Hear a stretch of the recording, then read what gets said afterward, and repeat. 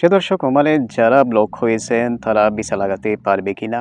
ইতোমধ্যে যাদের ৩ মাস, ৬ মাস, ১ বছর, ২ বছর, ৩ বছর বা আরও বেশি জরিমানা এসে গেছে, তারাও ভিসা লাগাতে পারবে কিনা? নাকি শুধুমাত্র যাদের ৭ বছর বা তার বেশি তারাই ভিসা লাগাতে পারবে? এবং সেটি কি ২০১৭ সালের পর থেকে না ২০১৭ সালের আগের যাদের জরিমানা এসেছে ৭ বছরের কথা? তো এই বিষয়গুলো নিয়ে আসলে প্রবাসীদের অনেক বেশি প্রশ্ন আসতেছে আমাদের চট্টগ্রাম সময় টিভির কাছে। তার মধ্যে যে গুরুত্বপূর্ণ সেটি হচ্ছে ব্লক সংক্রান্ত বিষয়। প্রিয় দর্শক, আজকের এই ভিডিওটা তাদের জন্য, তাদের প্রশ্নের সূত্র ধরে আমি কিছু গুরুত্বপূর্ণ কথা বলবো। আজ ২৭ জানুয়ারি ২০২৫ ইংরেজি আপনাদের জন্য এই ভিডিওতে হাজির হলাম। আপনারা দেখছেন চট্টগ্রাম সময় টিভি ইউটিউব চ্যানেল এবং ফেসবুক পেজ থেকে। সবাইকে চট্টগ্রাম সময় টিভিতে স্বাগত জানাচ্ছি। তো প্রিয় দর্শক, চলুন আমি আপনাদেরকে মূল কথার দিকে নিয়ে যাই। তো প্রিয় দর্শক, আমি যদি প্রথমত আপনাদেরকে জরিমানার কথা বলি, তাহলে কি শুধুমাত্র যাদের ৭ বছর বা ৭ বছরের ঊর্ধ্বের কথা বলা হয়েছে তারাই কি পারবে? নাকি ইতিমধ্যে যাদের ৩ মাস, ৬ মাস, ১ বছর, ২ বছর বা ৩ বছর হয়েছে তারা কি পারবে না? তো এই বিষয়টা এবং সাথে আমি যোগ করে দিচ্ছি যাদের ব্লক, যারা কিন্তু ব্লক হয়েছেন অলরেডি, তাদের প্রশ্ন হচ্ছে আমরাও কি ভিসা লাগাতে পারবে কিনা এই যে সুযোগটা দিয়েছে সেটির মধ্যে। তো প্রিয় দর্শক, আমি সংক্ষেপে একেবারে আপনাদেরকে যে বার্তাটা দেব সেটি হচ্ছে যে, আমি আমার জায়গা থেকে যদি বলি, আমাদের চট্টগ্রাম সময় টিভি যে রয়েছে এই সূত্র ধরে আমাদের যে সোর্স, সেখানে আমি যোগাযোগ করি।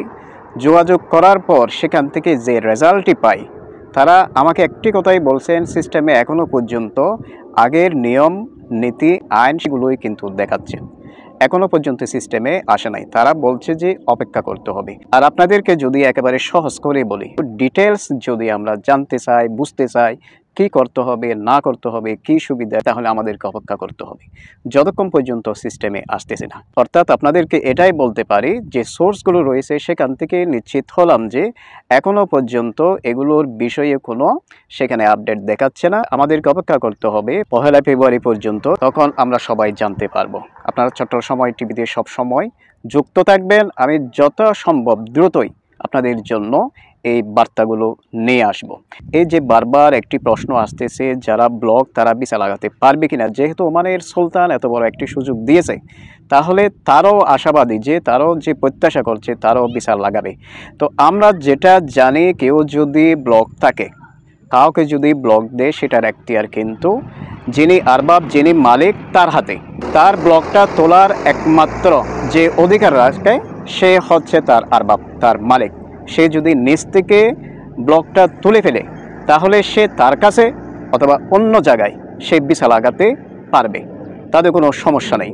এখন কথা হচ্ছে যে ও যদি ব্লক তুলে না দেয়, যে মেন প্রশ্নটি বারবার আসতেছে, ও যদি ব্লক তুলে না দেয় এই সুযোগটার মধ্যে, তাহলে সে অন্য জায়গায় ভিসা লাগাতে পারবে কিনা এই আরবাব ছাড়া। কিন্তু এটার ব্যাপারে আমরা এখনো পর্যন্ত স্পষ্ট নয়। যদি সিস্টেমে আসে তাহলে আমরা বলতে পারবো, এই জন্য আমাদেরকে অপেক্ষা করতে হবে।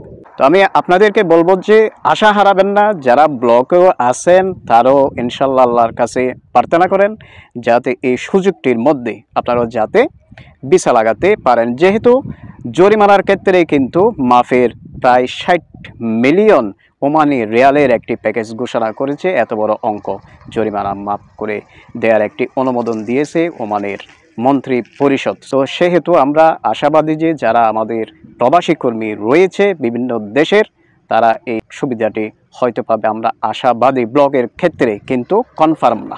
আমাদের কাছে অনেকে প্রশ্ন ছিল যে ভাই আমরা চলে যাব বাংলাদেশের মধ্যে, কিন্তু আমাদের প্রচুর পরিমাণ জরিমানার একটি অ্যামাউন্ট রয়েছে।